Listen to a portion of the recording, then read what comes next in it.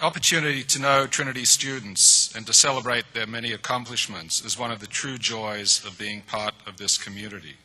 Our students are talented, motivated, and willing to take on great challenges, both inside and outside the classroom, and they are generous in sharing their time and energy with others. Brendan McNamara from Basking Ridge, New Jersey, exemplifies these qualities. Brendan is a communications major with a minor in speech. He has written, directed, and produced a variety of programs for the university's television station, has worked on theatrical productions at Trinity during the school year and in New York as a summer intern. He spent 5 summers as an international volunteer in Tanzania, China, Costa Rica, and Peru, where he produced videos, documentaries, taught English to high school and college students, worked in orphanages, repaired buildings, and I'm sure had a very good time. Brendan was awarded Trinity's Presidential Merit Scholarship, was a tournament champion of the San Antonio Collegiate Fencing Invitational, and is an Eagle Scout. Among his peers, Brendan is known for his engaging humor. So it is with great pleasure that I present Brendan McNamara, who will speak on behalf of the class of 2010.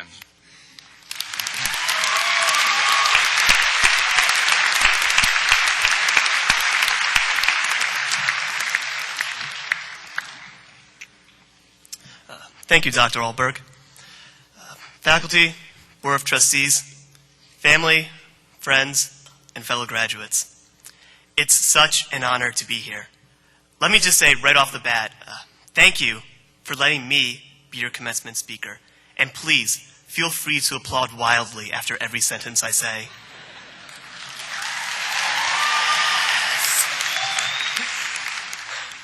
I remember back when I was a wee little freshman. School had only started. In fact, it was the weekend of Austin City Limits. It was Sunday night, and I was in my room doing homework.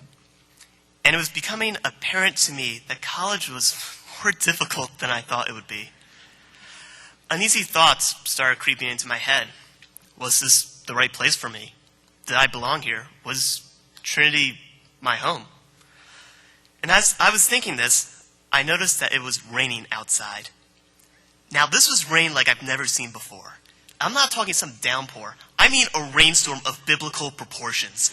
The quads were flooded, ramps turned into waterfalls. There was this huge, massive pool of water forming outside of Maybe. Of course, I had to check it out. So, I throw on my swimsuit and run outside.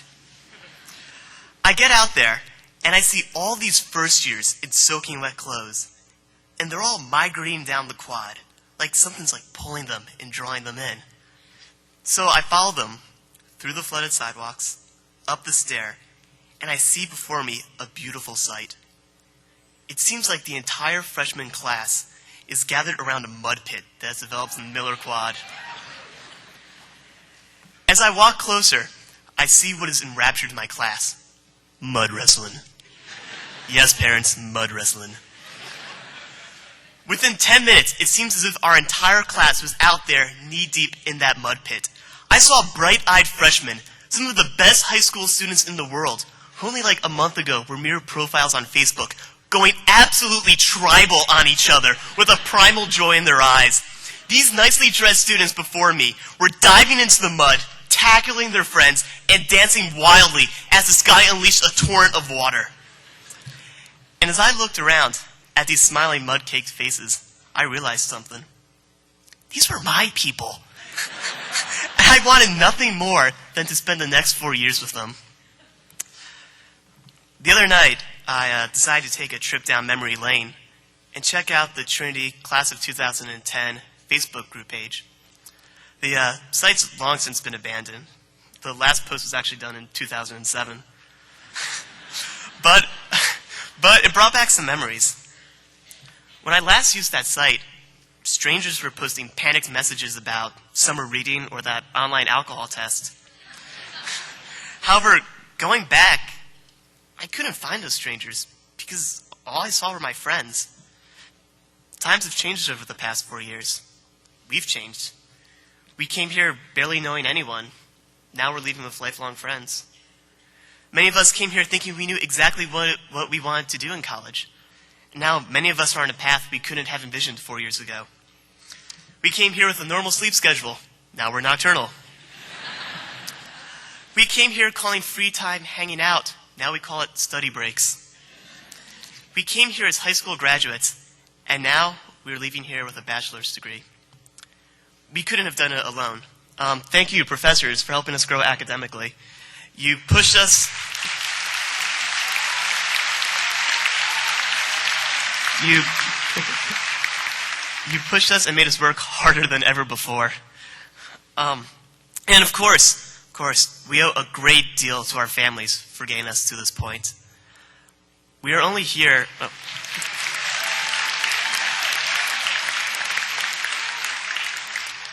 We are only here because we are standing on your shoulders. Thanks for teaching us to be good students, encouraging us, financing us, and ultimately letting us go and letting us walk down our own path. It was a long road, but it certainly doesn't feel that way. We've done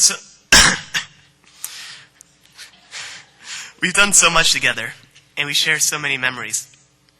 The all-nighter studying, the daily trek to classes, picking our majors, changing it a few months later, throwing your roommate in the fountain, trying to stay under Dean Tuttle's radar, using our expensive research computers in the library for Facebook stalking, finding out that your stapler can't handle that 20-page paper, doing laundry, not doing laundry, awkwardly making out that person that one time at that party we didn't forget.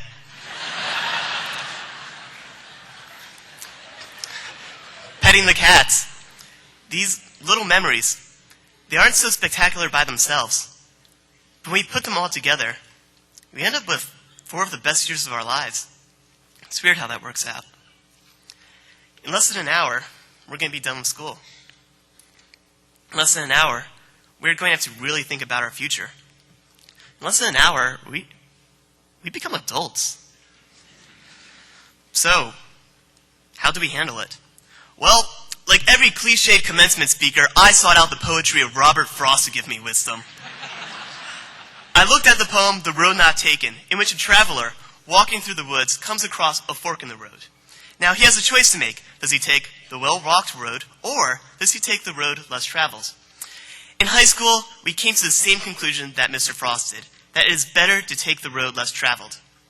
However, after spending 4 years at Trinity, I reread the poem, and I've come to a different conclusion. Screw the roads. If you take a road, you are just following in someone else's footsteps. And in the world we're headed, that's not going to cut it. We have no idea what the future is going to bring. In 20 years, many of us are going to be working in career fields that don't even exist yet. There's no roads that lead to them. The world's changing at a frantic pace, and we have to keep up, adapt, and roll with it. We have to make our own path. But you know what? Even knowing that there are uncharted challenges ahead of us, I think Trinity's prepared us to tackle them. Ever since we arrived here, Trinity has been training us to think for ourselves, because at the end of the day, it's on us to go out, forge our own path, and seek the truth. When I think of blazing our own trail, I can't help but think about that legendary football game we had against Millsaps.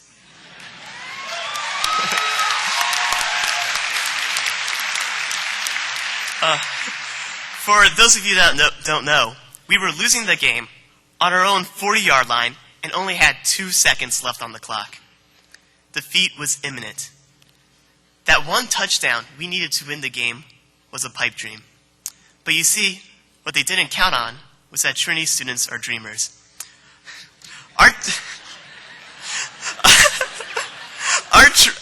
team didn't decide to take the path less traveled. No. They decided to create their own new path and launch the most complex, gutsiest, and exciting plays in football history. After completing a pass, the Tigers made a ridiculous and unprecedented 15 lateral pass play, winning the game.